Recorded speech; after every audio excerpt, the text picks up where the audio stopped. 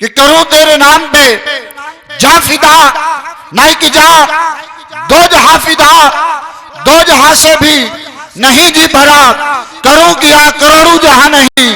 आला हजरत की मोहब्बत का ये अंदाज कि सब कुछ कहते हैं कि हुजूर के नाम पे मारा जाए, कि अपनी जान आका के कदमों पे निछावर की जाए। फिर सोचा करूं तेरे नाम पे जा फिदा। आला हजरत तेरी जान की क्या हैसियत है, तेरी जान और बारगाह मुस्तफा की कोई हैसियत नहीं तेरी जान की। फिर कहा एक जान नहीं करूं तेरे नाम पे जा फिदा, कि दो जहां फिदा, कि एक जान नहीं दोनों जहां भी हूं।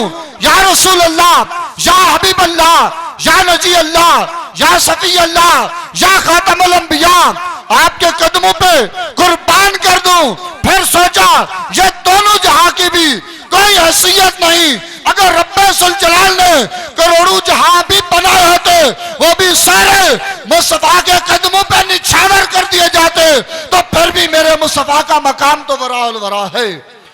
फिर भी मेरे हुजूर का जो मकाम है, जो मेरे नबी को रब ने अपनी रहमत से मकाम और मर्तबा दिया है, वो फिर भी औला है, वो फिर भी औला है। फिर भी हुजूर की जो शान है उसका हक अदा नहीं किया जा सकता।